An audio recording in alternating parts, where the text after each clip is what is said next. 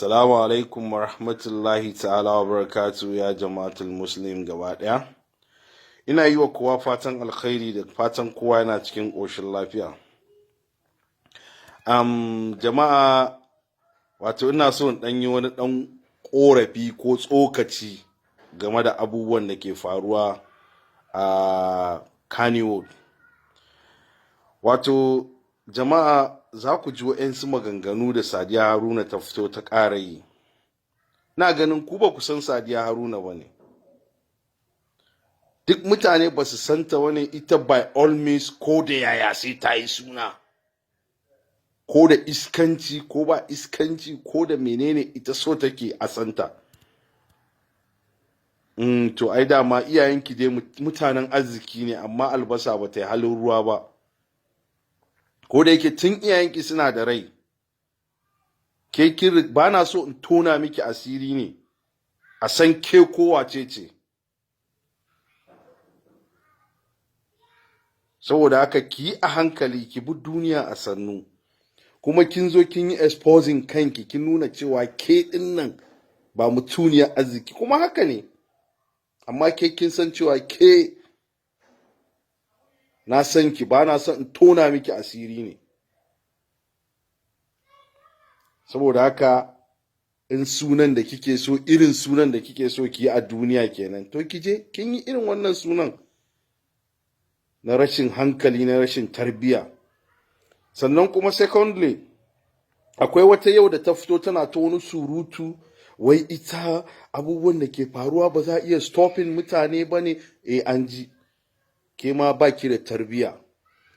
Saboda haka duk macen da za ta fito cikin social media tana ta wani surutu waye da sauransu, so neman suna take yi, mun gane. Saboda haka ina baki shawara, ki daina irin wayannan ɗabi'un nan da kika zo kika yi, ba ɗabi'un mutanen kirki masu tarbiya ba ne. Kuma ke ma iyayenki ba su miki tarbiya wacce ta dace ba. Idan da iyayenki sun baki tarbiya mai kyau, ba za ki fito a matsayinki na mace mai hankali da tunani wacce iyayenta suka bata tarbiya mai kyau ta fito cikin mutanen millions of mutane tana magana, tana exposing kanta.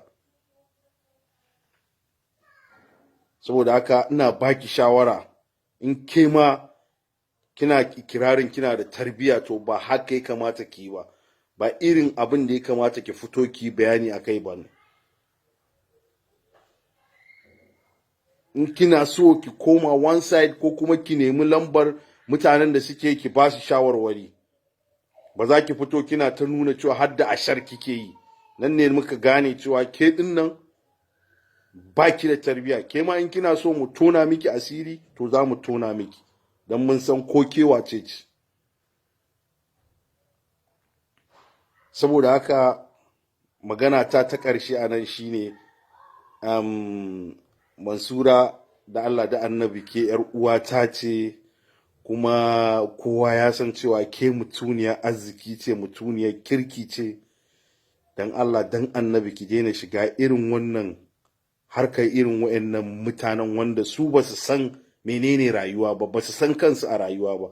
Saboda ke Allah ya riga ya rufa miki asiri, Allah ya baki duk, Allah ya albarkace ki da 'ya'ya da komai, da miji na gari. Saboda haka bai kamata kina shiga cikin irin wayannan mahaukatan wanda ba su san me suke a rayuwa ba, wanda so suke su by all means dole sai duniya ta san su wajen iskanci.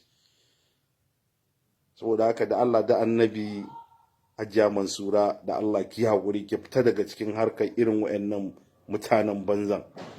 So na gode, Ubangiji Allah ya ƙara lafiya, kuma Allah Ubangiji ya shiryar da mu shirin musulunci ga baki ɗaya, shirin addini. Wassalamu alaikum wa rahmatullahi ta'ala wa barakatuh.